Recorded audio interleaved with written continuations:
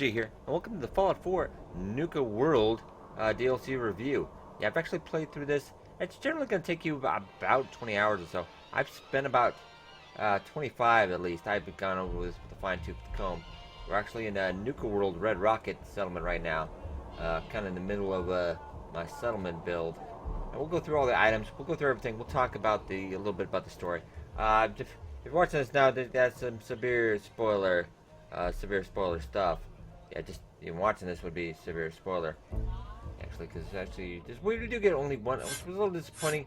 The map is about half of the size, and this should be everything. I'll gloss over real quick.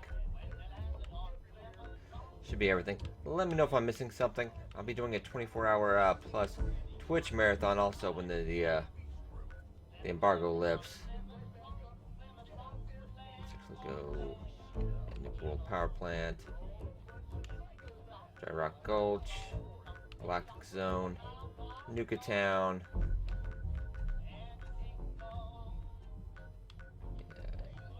Kitty Kingdom. Yeah, not too much out in these underlying areas. I found a couple things, mostly Death Claws though. There's an ancient behemoth. There's a couple little minor surprises in here. I don't want to spoil anything because there's a couple of minor surprises out there, but nothing is too amazing. It's about half the size. Generally takes about 20 hours. I could play all the way through the quest line. There actually is a way. Yeah, there is a way to actually get all the way done. You can end the quest line very quickly if you just kill all the raiders and stuff. But that's not. This is kind of the answer to every complaint. You just play the good guy. Just play the good guy, because you can actually just be. You can undo everything you have done in Fallout 4 very quickly. Your previous choices and everything don't really come into play. This guy is just to play through on the Institute storyline. Companion in the game, Gage. He mentions Institute one line, but other than that, you don't have too much interaction. There's some missions with the pack, the operators, and the disciples that you can run that'll take you to place in the Commonwealth and do some stuff there, but it really doesn't, story-wise, doesn't really do that. But yeah, you can't complete the game, in a storyline with like the Raiders faction or anything. Now this is an entirely separate thing. You're going to have to do the original storyline the way it was intended. We'll go around and look a little bit. Got a couple of outfits just showing up here. Yeah, this is Mason's outfit. Leader of the pack. Actually, it's got a couple of different, I'll talk about the ending, so it's a very story. Well, anyway, there's a couple different ways it can go, but I think it pretty much plays out probably mostly the same. Because there's really only room for 2 gangs in this DLC. So, depending on who you can make happy, because you can put people in charge. I actually have the operators in charge of this settlement. And you'll start in the beginning. Once you start taking over these little parts of the park, you can choose who to put in charge of that. And depending on how the ratio is going, somebody's eventually going to get ticked off, and they're going to turn on you. You'll have to take care of them. Or just doing some drugs down there. Nothing to worry about. Yeah, we got a couple little various outfits, and I'll do another video with that and all the other outfits and weapons. Quite a few weapons. I'll gloss over a few here. Let's simply go into. Yeah, so it's okay. Actually, get this from the Nuka-Cade. Kind of not bad looking. I've actually kind of modded this up with a Kami Whacker, a little bladed Kami Whacker. Doesn't do a ton of damage, but it's kind of interesting to do. Cycles Cutlass. Yeah, a couple little nice blade models in here. Rotation Gave Merv. Fury Grenade, which is kind of makes people attack each other. That'll kind of be in the Raider raiding settlement thing. You gotta kind of, which this is actually a very difficult one to actually obtain. Does take a bit of work, but the Nuka Quantum Grenade, you can very much. You do learn a recipe for that. Yeah, it's not in the storyline. Kind of search for that a little bit. Persuasion Grenade. Likewise, that deals with the Raider settlement of this. It's actually the one you get if you side with the operators during the end of the main story. I kind of do like this one. It's not too bad. Sort of wonder if you actually get this from Oswald. Yeah, it's that's the way it's all. You can't really mod this one. It's okay, but if there's anything in the thirst zapper, and this one's actually I will show this off one a little bit, just because it is so awesome. You can actually modify this if you learn the recipe. Make the ammo. Let's just fire this over here. Yeah, that almost one shot most guys out here.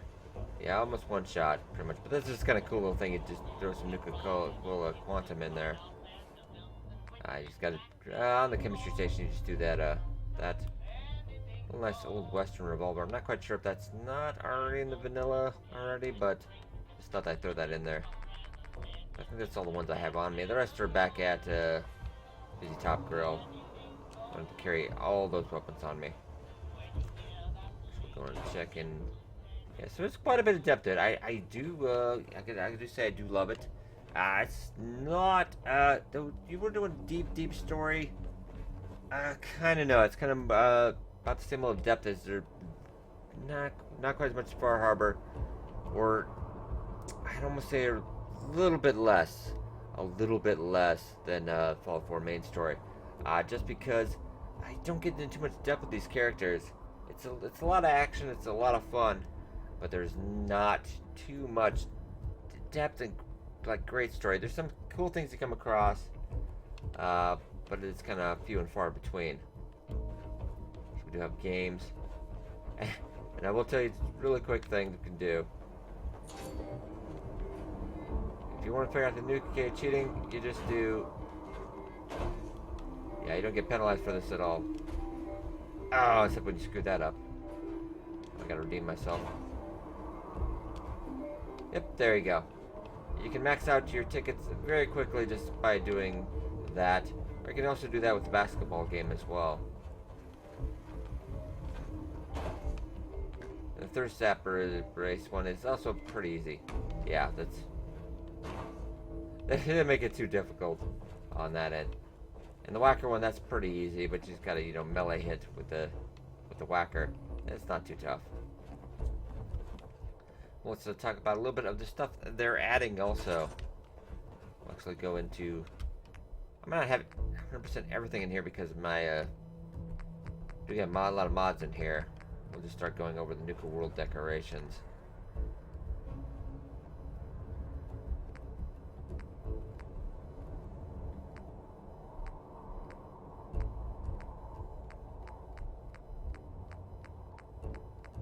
Yeah, it's alright. That's a lot of stuff I probably wouldn't end up using myself, but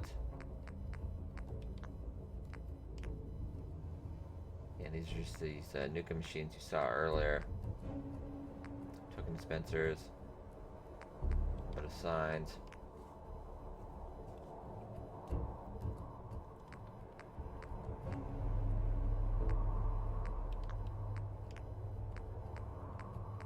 So there's quite a bit of new weapons, new armor for Promentroft. Yeah, for the price of 20, I do say you do get. I do think you do get your money's worth.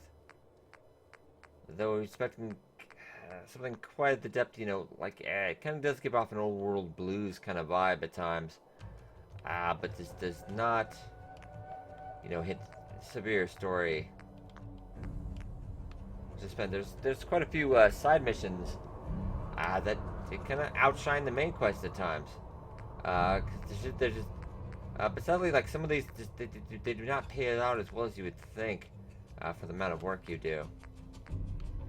Especially that star control. You'll find out what I'm talking about. The star control, getting that power armor, which I'm still working on because you need 35 star control items. I've gone through. I'm missing 2, and like they're somewhere on this map. And I've looked. Oh, so much of my time looking. But anyway. So then also, let's go into the Raiders. But did I show off? I think that is. No, that's not on that.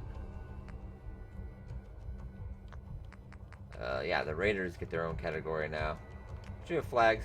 When you do get an outpost, whoever you want to put in charge, yeah, operators, disciples, or you'll have the pack, which would pack is kind of blotted out. And this is actually for tuned to Raider Radio, because there's a new Raider Radio. It's kind of interesting. He's not as good as Travis when you do that quest to make him cooler, but yeah, we need a Nuka-World transmitter for that, which is right here. Yeah, this is just Raider transmitter.